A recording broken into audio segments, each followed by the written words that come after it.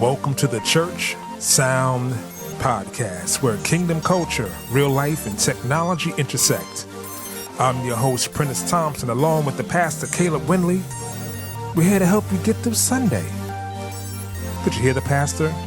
What about your live streams, social media? We provide solid solutions for all of your multimedia needs. Let's learn something today. Let's go. Yes. Welcome to another edition of the Church Sound Podcast, episode number 60. I am your host, Mr. Prentice Thompson, along with the Pastor Caleb Winley. Guys, how y'all doing out there? What's up? And welcome back. Welcome to the neighborhood. We appreciate your time. We appreciate you listening, tuning in. Do me a favor before we start. Hey, listen, hit the like button, subscribe, and just review us. Exactly. That would be great. If you're watching on YouTube, make sure you hit the notification button and make sure you subscribe as well. Try to provide quality information for you and your church to make sure you can do ministry the best and most effective way. Exactly. Today we got a very good topic. Yes. This topic is church technology assessment. Yeah. Pretty wordy. Yeah, but needed. So Yeah. assessments are very very needed in every walk of life. Exactly. Family life, business life, corporate life. Assessments are very necessary. So what makes you think that it's not necessary for your church? I digress. Maybe you didn't think so. Maybe you just thought the Holy Spirit was like, you should assess. Yeah, you definitely have to look at what you got. You should assess. Yeah. Very good. Yeah. Very good. Very good to assess. So it's really about where your church is now, where your church is going, and how do you get there? So we're going to preface this around those things. So before we get started, let's pay some bills. I want to thank our sponsor, Metro Podcast Studio, the hottest podcast studio in New York City. For all of your podcasting needs, hit them up.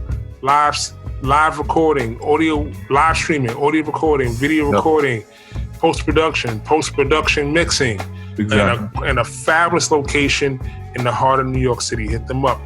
Metro Podcast Studio for all of your podcasting needs. How you doing, brother? I'm doing good, man. I am tired, but good. You know what I'm saying? The life, we do what we do, but you know. As long as you don't say exactly.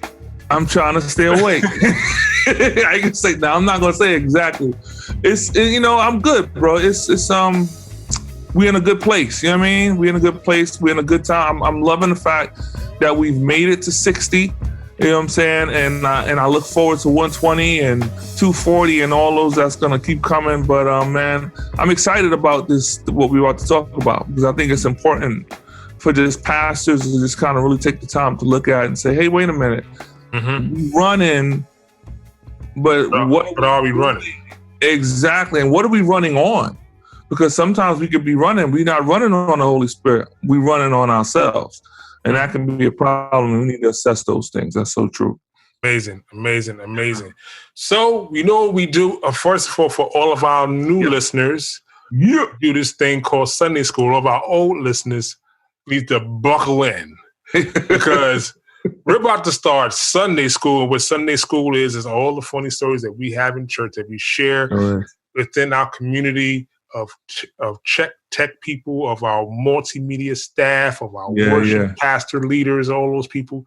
These are the things that we find funny. So the man on the mic, the man with the gavel, the man with the robe today is our good pastor. Time. So let's get ready for Sunday School. Let's get ready. Hey guys, come on. So I want to give you my 3 points. You know how we do. 3 points of where we are. Well, 3 points of where we are. 3 points of what we're going to be talking about today. And my brother, my hammering. Did you have to go there? Those of you who, if you listen to the last episode, you have to. You didn't understand. And I want y'all to look that word up and shoot me some emails, because maybe I'm off. But anyway, maybe? So okay. I know. Hey, pastors make up words all day, bro. You know it. You know how we do. Amen. Exactly. That came from a pastor, probably. So our 3 points as follows. Our first point is the results of a proper line check. The results of a proper That's not like line check. Okay. Oh, yeah. All right, number two. No funerals allowed. No funerals allowed. Number 3, praise dance fever. Praise dance fever. Praise dance fever. I might be telling my age. How many of y'all remember Danny Terrio? So praise let me go. Dance fever. I don't think many people are gonna get that. But anyway, let's go back over them. Number 1, the result of a proper line check. Number 2, no funerals allowed. And number 3, praise dance fever. So what you think, brother? You know, the last title was very tempting. Yeah, we'll probably pick that one up later. Very tempting. Well, I mean, unless you pick it. I'm gonna let you pick. $49.95. Okay, I'm gonna go the safe route. Okay, and go with the result because I'm curious, and the result of a proper line check. I mean, all right. My interest is peaked. Yeah, that's good. I hope everybody else is as well. So this particular story starts when I was in my infancy stage as being a Christian DJ, and still part of media. Still, we came out. We was connected to something called Jesus Week in the Bronx, and I mean, we got bigged up because me and my partner at the time, we was doing things within DJing that technically nobody else was doing. Actually, everybody else was in fear of doing, and we was doing it, but it was having an effect. So here we are, people talking about us, flyers and all the things that we did back then, and everybody was looking forward to these incredible DJs. That one was from the old school, and this one is kind of more of a new schoolish kind of guy. What was your DJ name? See, at that particular moment, my DJ name was my secular name, which was D Smooth. D Smooth, yeah, dog. I'm telling you, it was crazy. So we about to get up there and do our thing. And when I'm saying this thing was huge, it was huge. I mean, the whole concourse was ready. And it was like, we got something for you guys. We know we done prayed. We done did this. Now we going to party. We're going to have some fun. And we just going to allow what we call ourselves at that point, DG Entertainment. DG Entertainment is about to blow it up out here and give you guys something that you could, shake a leg at or, whatever they did it. And so, yeah, exactly. So then we go, all right, you ready? So I go, zigga. And I hear zugga, me, because I got headphones on. Nobody else hears zugga. Because at the particular moment when we got there, because I don't like to blame anybody, but we were late. And we didn't do a proper line check. We didn't make sure all of our stuff was connected. We got up there, we're getting ready. My partner's on the mic trying to hype people up, and they're looking, and she's thinking that everything is fine, and I'm thinking everything is fine, and everybody's looking at us going, we can't hear you. Turn on the volume. We're like, what? And that's how this whole story came about. What the moral of the story is... It's a moral? I think we covered that, but... the moral... Pray tell. Don't be late. And make sure that you are kind of walking in a level of excellence. I think that for us at that particular time, there was so much hype behind us that we forgot to be excellent in the area of just following through. I had the PA. I was doing. We was doing events throughout the city, as well as we was providing sound for other people. We was actually providing sound, and for this particular event, we just let it all hang loose. And unfortunately, that didn't work well, and it took us about 20 minutes to get everything going. So now imagine the buildup that took place. Oh, so now it's gone.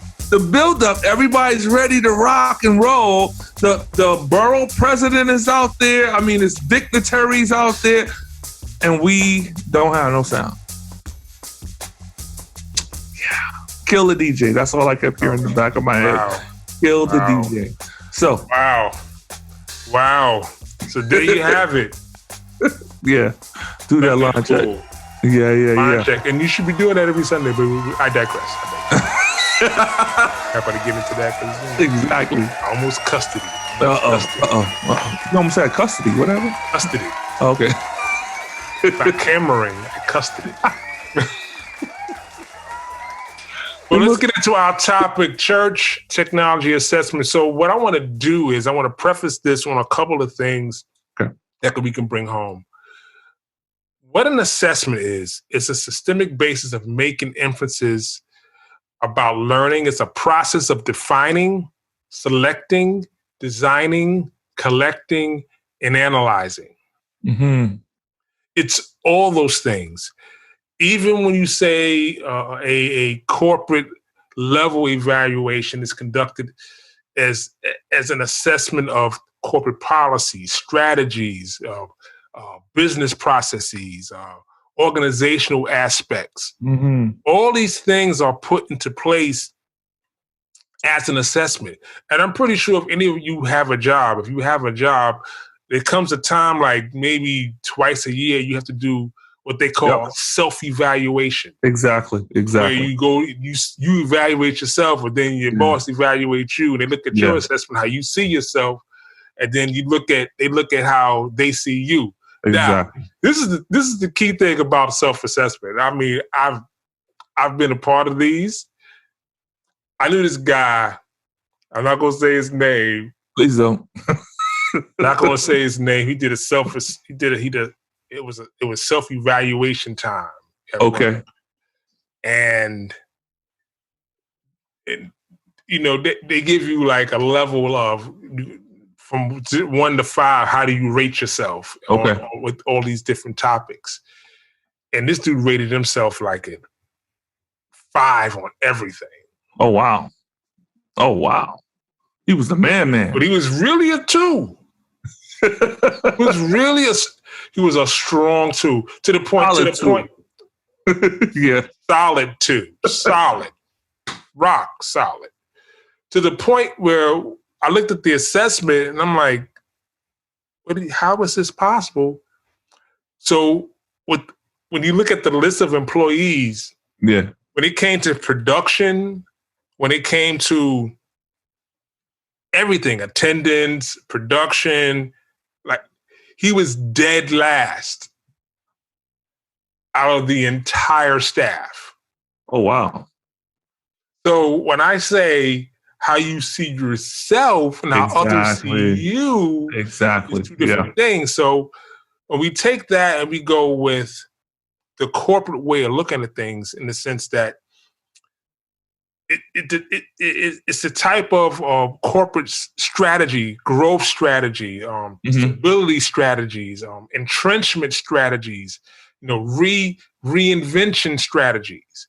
All these things play a part in the growth in the trajectory of where the organization is going. Exactly. Now, I worked at a church in Virginia, and they did this yearly. They did assessment yearly. Okay. How did we do?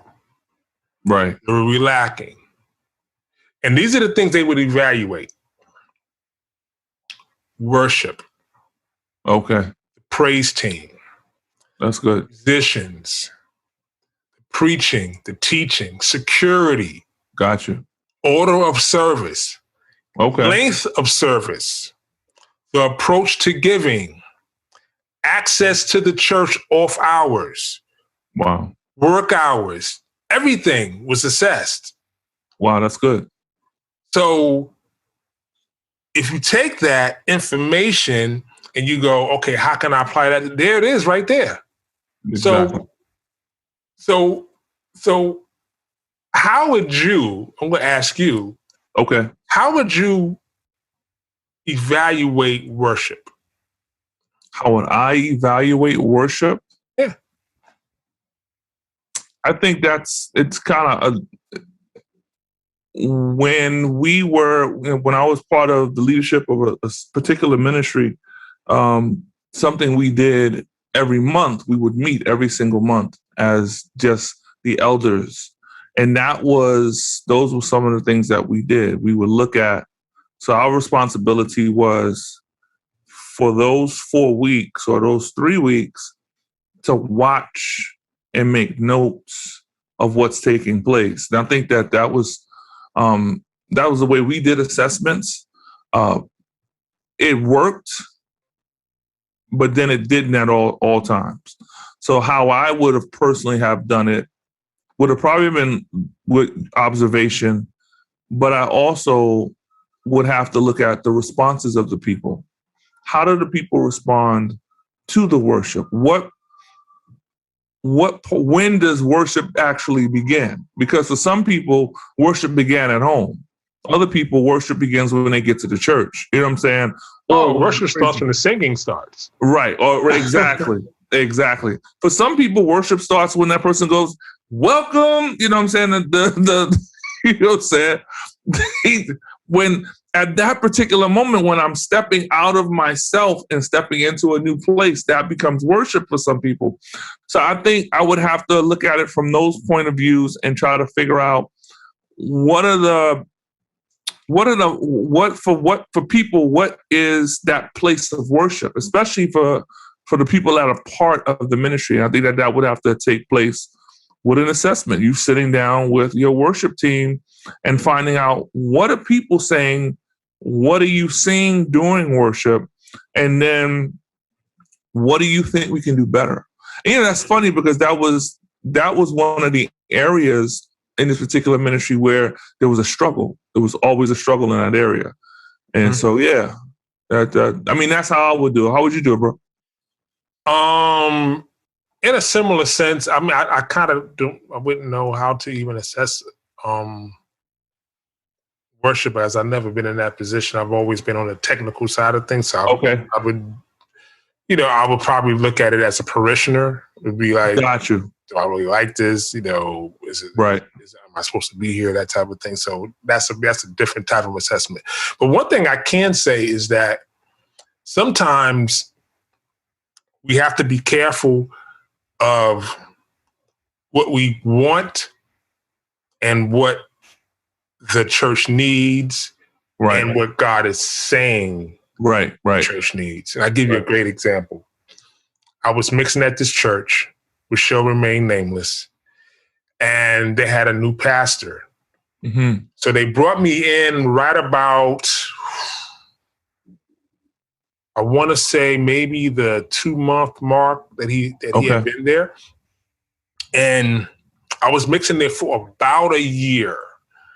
And he all of a sudden said he wanted a choir. Like out of the blue. He said, it's out of the blue. We need to have a choir. And I knew the MD very well. Okay. And I knew the praise and worship team leader, basically who led worship. Right. The church was not a musical church, meaning that there was no one as far as the parishioners are concerned, right? Not a lot of musical talent. Matter of fact, it was, I want to say like 5%. Wow. I mean, that's small. And it was a big size church, but it was a teaching church. It wasn't right. And I can't even say because it was a teaching church, because I've been to plenty great churches that were teaching churches that had great music ministries. But in this case, the musicians were they were members that they hired or people they brought in. So they had a great band, right? And the singers were from the house, but they had auditions for the praise team, and literally they had 8 people, 6 to 8 people tops. Oh wow! And this is like 500 to 800 member church. And what? And then they held auditions. It was horrible. So it was so bad. So there were people that were upset they didn't make the cut. Got you. On the praise team. Now, if you have a big praise team, you can hide people. Exactly. Meaning, you know what I mean? Yep. But if you don't have a big enough praise team, you can't really hide people, and you can't really circulate people the way you want, because you can't put this person, but that person, this person, because this person can't. Right. So I need this. I need carry the other person. Right. I need this soprano to sing with this soprano. I need this alto to sing with this alto. So I put them both on the same Sunday. Right. I put this. This is gonna be left. Yeah. So I can't even make this stuff up. So he decides to have this to audition for a choir, right? It was, and then told them who he wanted in the choir, because someone came and complained that they didn't make the team, and they auditioned the first time, and they were upset, and this and that, and da da da da. And when I say this person can't sing, tell you something, bro. Put a tune inside this book. Put it inside. Have a car sit on it. Not happening. Nothing in the cookie jar. Nothing in the book that says that you could sing. I mean, not a hint of singing. Wow. So not her gifting. Not her gifting, but she had an ear of the first lady, and the first lady laid down the gauntlet. Like, we want her in the choir, and we don't understand. Right. But the prerequisite is singing. Exactly. It's not, I think I can sing, which goes back to self-evaluation on how you see yourself and how other people see you. No. I know this is Sunday school part 2. So, it really is. So it came the big day, and he was the minister, the preacher would say, "Yeah, you're working on that choir. It's coming. It's we going." And then he said, "You go, and the choir is gonna sing on Excellent Sunday, and y'all all be here, and this and that." And they did an announcement and the whole thing. And the Sunday came. And when I say I was mixing and I was ducking mics like crazy, oh my gosh. It was so bad. They had people singing, and I mean they had lead. It was bad. It was so bad. It was probably the worst thing I've ever heard. Oh my gosh. I mean, as a human, forget engineer, as a human. Right. Walking the planet that, I mean, it was so, people were sharp and flat at the same time. Ooh. It was, and singing lead. Like, what key? Huh? What? The band is like trying to shift, like, down. You know, good thing they had good musicians. They could change keys real quick. Right. Up, you know, trying to keep with the person who should be obviously singing in Braille. But hey. Yes, singing in Braille. Yes, exactly. So, which goes to, and then the pastor gets on stage and goes, "Hey, man, wasn't they amazing? This and that and da da da, whoop-de-boop." I mean, he was trying to be encouraging, but this is the sad part. Wow. They weren't bad enough for him to remove the idea. No. he continued. Wow. I mean, it was bad. I mean, yes, sounds horrible. It was so bad. So I say that to say this. In the sense of understanding, is this what you want? One. Right. Right. Do I have the personnel Right. to do it? Right. And when the music minister came forward and said, listen, I know this is, and had a heart-to-heart with him. Listen, I know this is what you really want in your heart, but I'm telling you, we don't have the personnel to pull this off. Right. I want to do it. Right. I'm behind you 100%, but we don't have the personnel here in this church to pull this off. This is what I want. Exactly. This is what I want. Right. You need to get me a choir. That's like going to say, you need to get me a Maserati. I got $5. Exactly. I got $5. I got $5. I can't get a Maserati with $5. You need to go get me. The Lord has spoken. I'll get you a plastic one. Straight up. So I say all that to say this is that you have to be careful of that. So let's take this into the technology realm. Right. Okay. I know I've told you the story about the pastor that wanted 2 camera angles that had one. Right. Yes. And he wanted 2 camera angles and he had one camera and couldn't understand why he couldn't get 2 camera angles, which goes with leads to this point. Right. Church technology assessment. Point number 1. You have the personnel Sunday for Sunday, not just one Sunday. Exactly. Sunday for Sunday, Monday through Saturday, to pull this off, to make sure that you can adhere to the vision that you have. Right. You know what I mean? Right. You want XYZ to happen.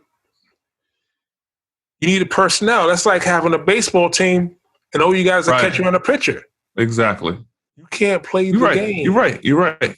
That's, but it's what you're saying is just pretty much, it's happening all over the place. Because like you said, is it your idea or is it God's idea? When it's God's idea, he'll back it.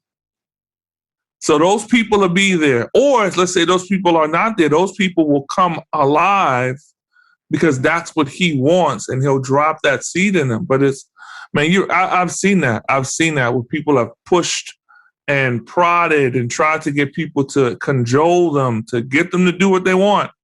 But that wasn't what God was looking for in that season. And it's important that I think too, bro, I think the one thing that I have that as a pastor, one thing I need to do is first assess myself and assess is this God or is this me? Because it just might be just what I want.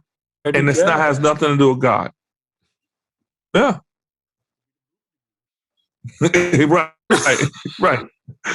Right. Exactly. What you ate last night. You know what I'm saying? The Lord has spoken. Exactly.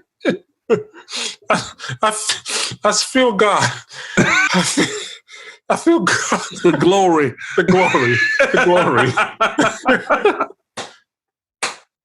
I feel God. The glory.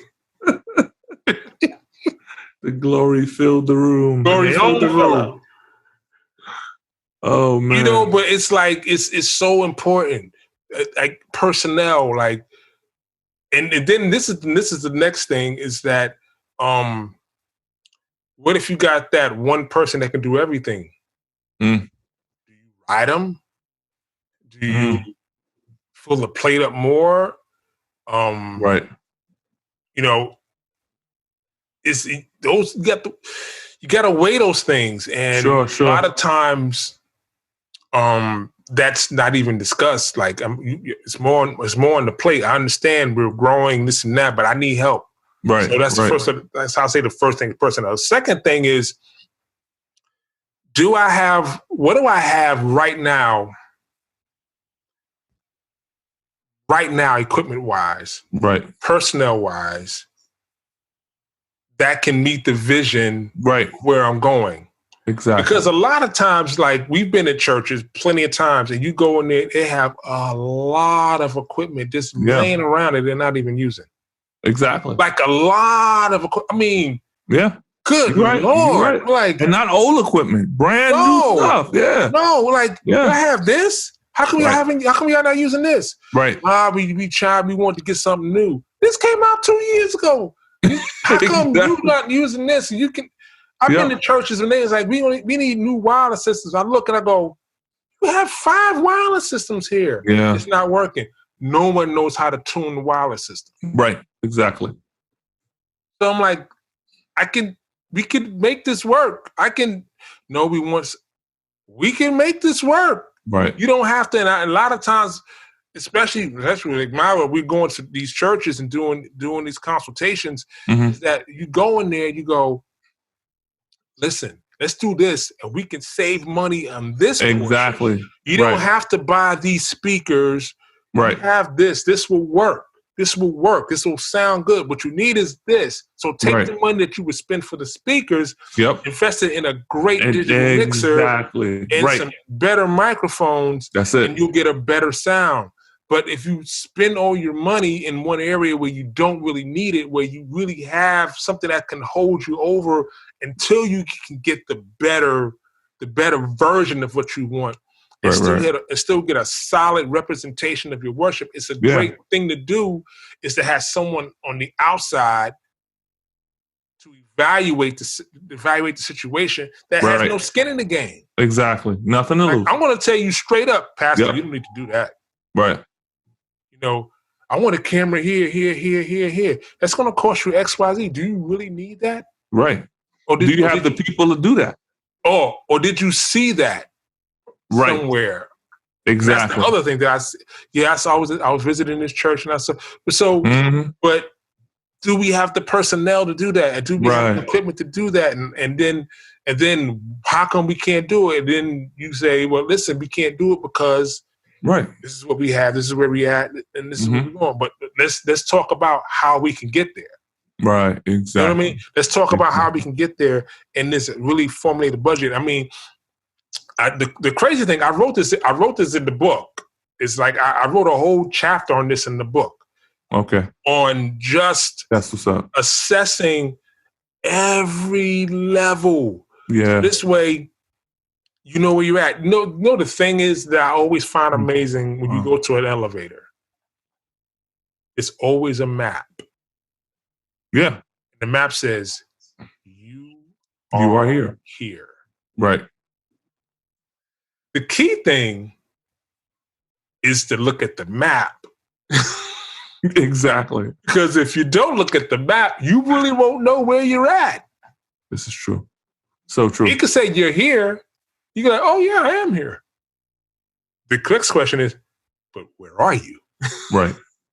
Right. That's the real question. Yeah, you're here. Right. Where are you? And I love the fact that the Bible, and it's funny because, the Bible talks about assessment because it says like the foolish man prepares to build something without first counting the cost. That counting of the cost is looking at everything that God has made available to us, and then how can we utilize all of these valuable resources to get God's perfect will, for my service, for evangelism teams, for all these things. All of that's available. But he says, don't just run out there without counting, without assessing, without looking, without checking your heart and doing all the things that needs to be done. So that way, once you launch out, there's no one that looks back, because it says those that do it, they're scorned and they're laughed at and they're made to be ridiculed. Why should that be who we are? It's because we have not done the right assessment. So yeah, bro, I mean, wow, it's awesome. This is a good teaching. This is good. I mean, it's a good podcast. This is dope. Yes. Hopefully Pastor hears this. Yeah, I hope so. And I think that once you find out where you are, the thing is, and I talk to pastors, is that have a real conversation with someone outside. That's good. Just don't, like, what you want to do is get information from everybody. Right. So right. what I would do, especially when I was a lead trainer over at B&H, Mm-hmm. I would do polling. And my polling would consist of this. My polling would ask the question, what are your weak areas?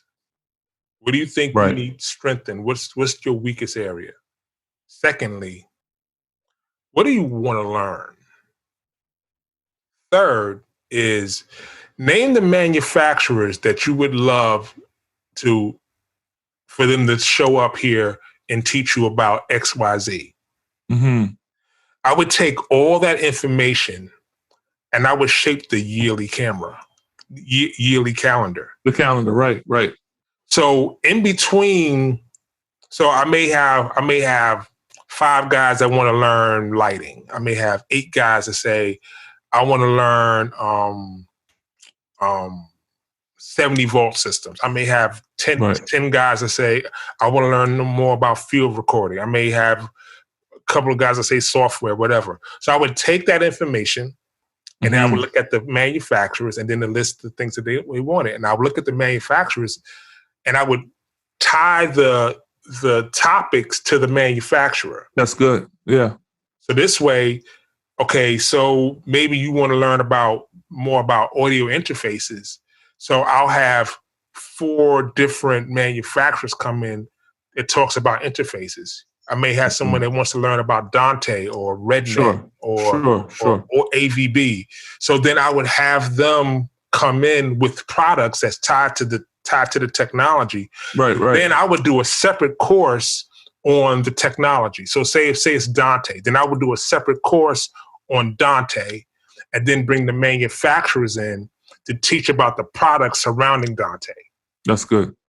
So this way, I'm covering where you are, right, covering like your desires, and I'm covering where you're going. At the same time, I'm pushing the department forward with knowledge. So this way, it's centered on strengthening your weaknesses. So what happens at the end of the year, I have stronger salespeople, right? Because I'm giving them the things that they want. I'm strengthening their weaknesses, so that they have less weaknesses. Mm-hmm. That's good, bro. You know what I mean? Awesome. So at the same time, it's the same thing in ministry. Right. It's that you have to poll your departments. Right. So you have to sit down with your praise and worship leader and have candid conversations and say, hey, listen, this is where I want to go. This is what I'm seeing. What can we do better? Right. Because everyone got to be on the same page. Right. Everybody got to be on the same page. So you have to have these hard conversations. You have to have them. It's like you cannot grow without some sort of conflict. It's impossible. Right. You have to have conflict. Yeah. Conflict is a part of growth. Right. So these assessments, these strategies, these entrenchment strategies, these reinvention strategies come with change. Change comes with pain. Change comes with discomfort. Change comes with unease. Pain comes with confusion. Right. Change comes with all those things. Right. So if we understand that things are going to change and how they're going to change, and you may not agree with it in the beginning. Right, exactly. You're right. But this is the difference. But the last thing is that things change and no one told you nothing. Right. You know, that's like going to the subway and you go, I'm going to change downtown. They say, oh, it's the weekend. You got to take the bus. It's like the worst feeling in the world, especially if you're running late. If you're running late from work, you get there, oh, I got there. The train should be here in 2 minutes. You get there, and you see the sign. Ding. Yep. Everybody go take the shuttle. Everybody take the shuttle. Yep. What? Yep. You know, though, but I think, bro, what's dope is that you started out with one thing that was very, very, very key component. Starting with your weaknesses. the first thing you did was where you find yourself weak. I find that a lot of leaders don't like to look at their weaknesses. They just want to build everything up to make everybody feel like we're the best thing since sliced bread. But if I have weaknesses, it doesn't matter how much I build up. It's still going to fall. It's still going to fail because my weaknesses will always rise to the top. And I think that's so key, man. You know, the thing is about understanding your weaknesses. This is the biggest thing I found out is that inside of your weaknesses, if you can't do it on your team, find someone to fill the slot, right? To do it, right? Because what I don't do well, like I'm one of those guys. I do everything good. I do a bunch of things good and a few things great. Okay, right. So yeah, I can edit. Yeah, I can shoot film. Yeah, I can write music. I can do all those things. Right. I'm good at all those things. I'm great at music. Right. Like I'm great at music. Everything else I'm good at. Gotcha. You know what I mean? Yeah. But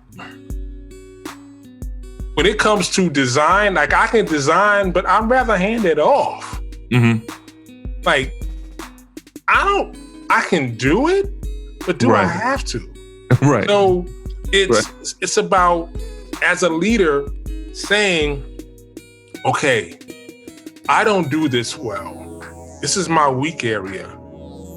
There's somebody out there that's great. And I always like to surround myself with people and put them in positions where they're using their gift and their passion for a spot in the business or in the church. Meaning that if you do graphics and that's your passion, you live, eat, sleep, drink graphics. Right. What I want to do is give you a position. Exactly. Doing graphics. Absolutely. Because you know what that means? That means I don't have to do it. Right. One. Two, I don't have to worry about it because you're passionate about it. That's where you flow from. Yep. Yeah. So I want to get the best out of you because this is where your gifting is. And on top of that, you be doing this if you got no money for it. Right. Right. So you put people in position. So going back to assessing, so now when you assess your department and you assess the equipment that you have, and you assess the personnel, now you can make a solid evaluation on where you are as a church technology-wise. Right. Where are you? Really, where are you? And what can you produce at this stage? Yeah. Then what is it going to take to go to the next step, which you have to detail what that step is, and then you have to detail what it looks like. Right. And I found that in a book, I think it's by Michael Garber. I forget the name of the book, but he talks about what does success look like. You know what I mean? Like, that's good. What does success look like in your mind? Right. What does Sunday look like? Right. In your mind, in your heart, in your spirit, what does it look like? Right. What does it smell like? Right. What does it feel like? Can you describe it? Right. Can you describe it to the point where a person can see it in their own mind? Right. Because then you can achieve it. If you can't see it. Right. But then you can plant the vision in someone else and they can say, well, so now, so this is what you're saying? All right, so I could do this part of the vision because you can see it. It's my wife always says this about me, that I speak very descriptively. I can describe style. I can describe a vibe, a feel. I can describe it to the point where you feel like you're there. Okay. I can describe it. That's true. That's true. So, because I know the main part of my gift is vision. That is the main part of my gift, is that I can see it. I can describe it. I can smell it. I can make you smell it. I can make you see it. Do you remember when I described the podcast to you? Oh, yeah. Yeah. Is it exactly as I described it? Exactly. Did you see it in the beginning? No. Nope. But I had a reference for it because almost like I had a blueprint of what it should be. You know what I'm saying?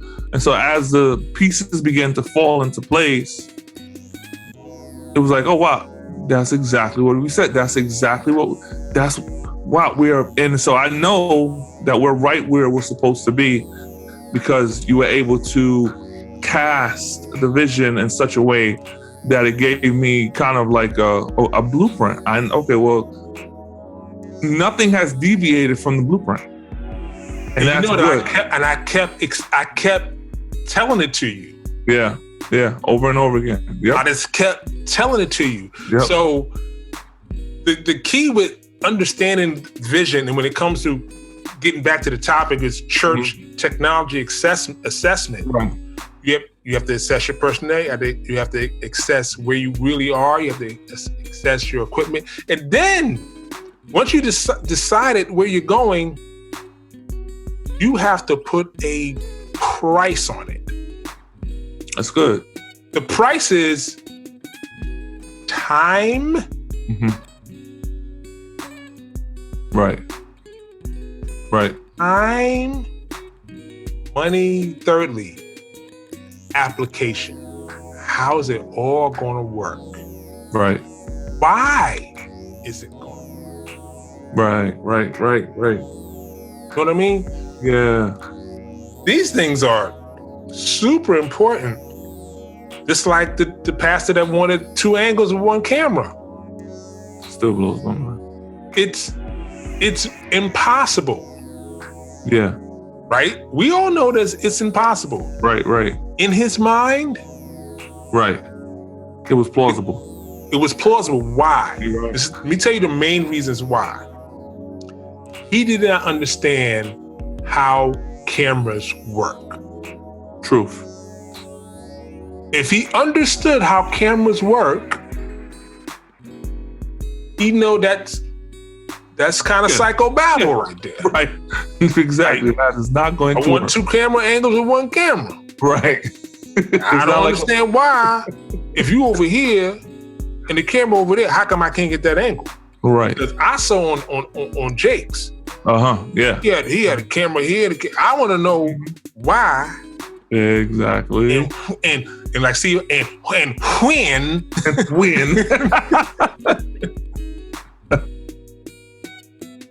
Another pastor. God, that's funny. Oh, gosh.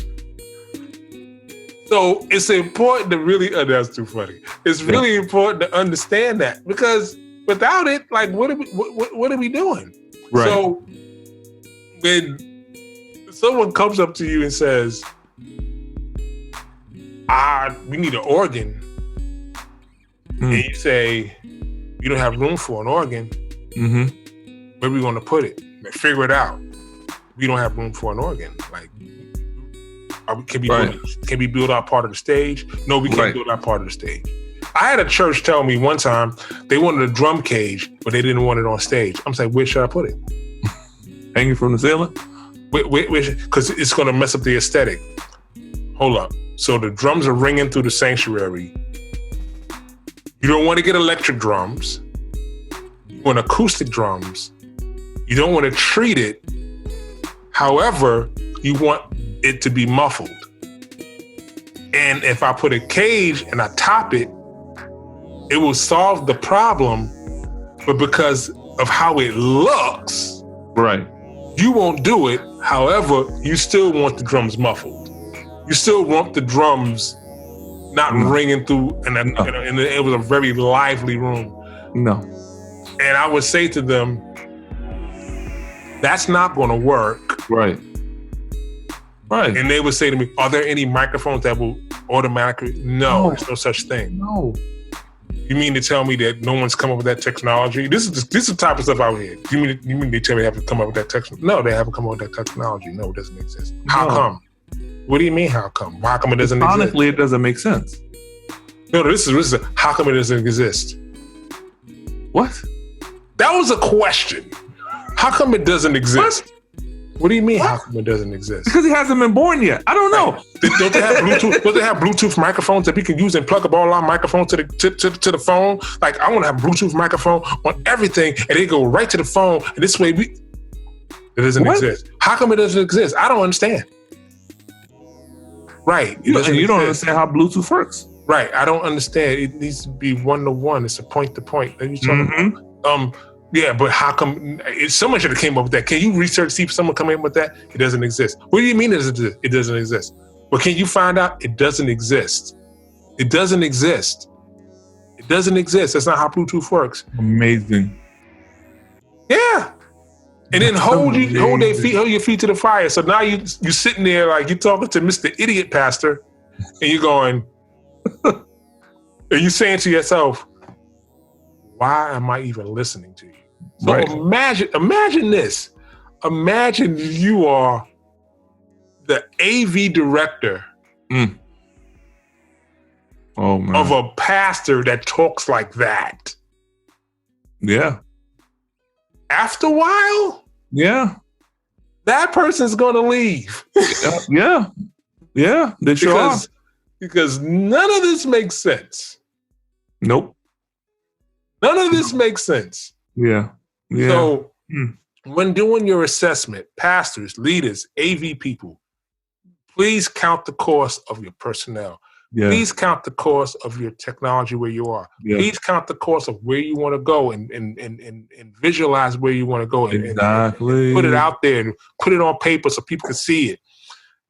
Count the time, count the cost, count the budget, count the application. How is it going to happen? When is it going to happen? Why is it going to happen? How are we going to maintain it? Yeah. Especially when you're in this digital age. Yeah. You got to talk about digital storage. Like, where is it going? Yeah. If you're not talking about a budget to even have a cloud server or to have a stack of drives in your office. Right. If you're not talking about that. Right.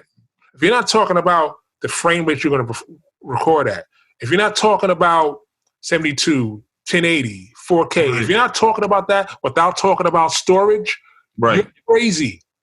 Yeah.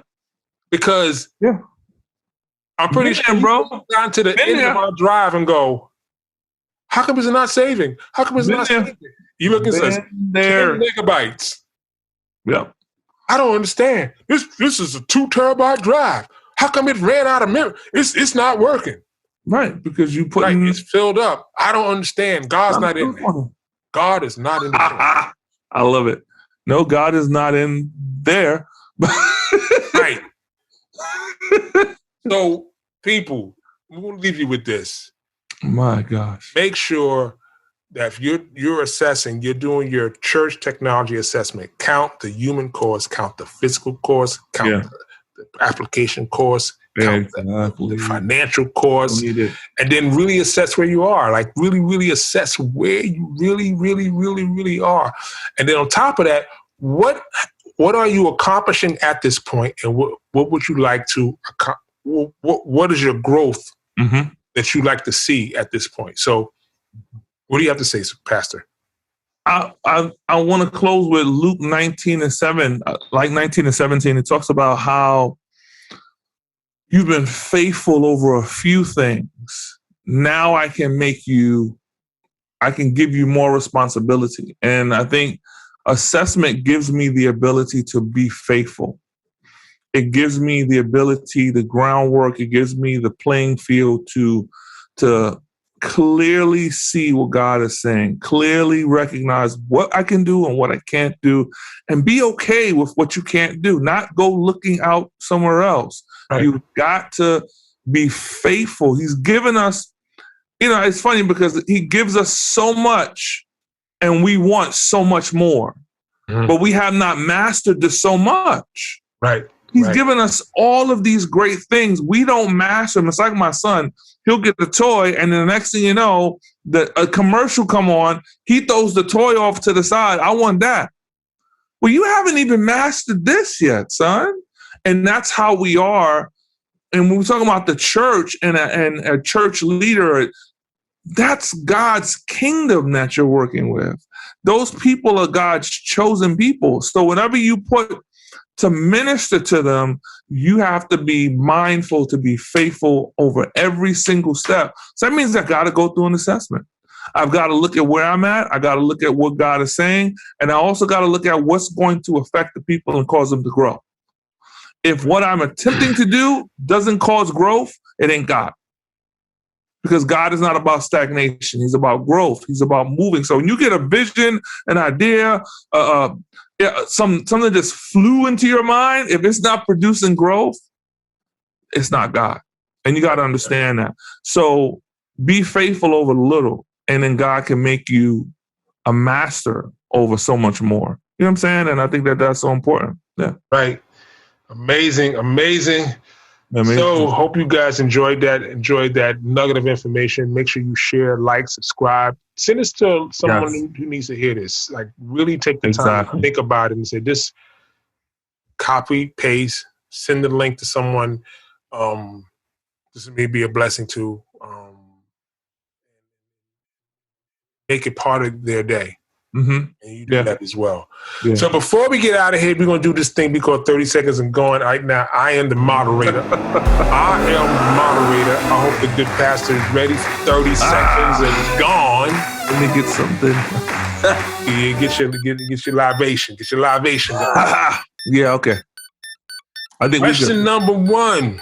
Yes. Favorite hip-hop era, 80s, 90s, 2000s? Wow. I would say for me, 80s. Really? Yeah, bro. Yeah. Really? I wouldn't have thought that, but okay. Yeah. For me, it was the 80s, yeah. Okay. Yeah. Okay. American Gangster or The Godfather? Wow, bro.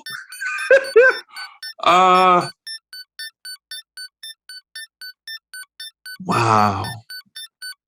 I want to say... Broke my heart. Right. I want to say The Godfather for the content. But I love American Gangster for the reflection, for the ability to see myself and to see what we were doing at that particular time. But I would have to go with The Godfather. Yeah. Captain Kirk or Spock?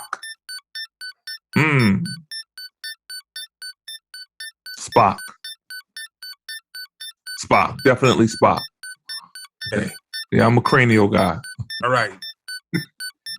CDs, vinyl, or Serato? Vinyl. Without doubt. Favorite gospel artist? I'm going to say favorite male gospel artist. We'll do that. Okay. Favorite male gospel artist. What's his name? His last name is Bo. I can't think of his first name. Lil Pump? Come on, Lil Pump. Huh? I can't think of his first name right now. I don't know why. But he's part of the Maverick City crew. His last name is Bo. I can't think of his first name, but he's a powerful dude, powerful singer. He's a brother. So if you get a chance, just look at Maverick. Okay, so he's not your favorite. You just don't know who he is. Okay, yeah. I mean, I know him, but I don't. It's all right. It's all right. You know. All right, it's okay. It's all right. It's all right. Hey, listen. Okay. Hey, listen. It's fine. It's fine. I mean, at least I didn't say Slick Rick, bro. I mean, I say Kanye West. You didn't, because I preferenced it. It was a preference attached to it. So therefore, Caleb does not have a favorite male gospel artist. Okay, I guess I don't. No, you don't. Based upon this content, yeah. There you go. So there it is. 30 seconds and gone. 30 seconds and gone. Pastor did 4.5 questions. 4.5, yes.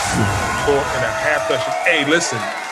If you have a moment and you want to check out some really dope music from a Christian band, okay, called Red Hands. Red Hands. Okay. Red Hands. Just think D'Angelo. Okay. Word? Super dope. Get out of here. Super dope. All right. Check out their video. They got a live videos. And they got a new live album out. Okay. Red Hands. I'll pick that up. Check them out on iTunes. Check them out on YouTube. Sure. Out there. Listen. Sure. You want to be blessed and you want some of that funk and some of that good bop music. Yeah. I need that. I need that. Go find the group Red Hands. Shout out to Red Hands. I can't wait to have y'all guys on the show. That would be amazing to have you guys on for sure. Absolutely. So we're gonna do it like we always do it. Yes. God first in everything you do. And we see you next time on the Church Sound Podcast. Yeah, for sure.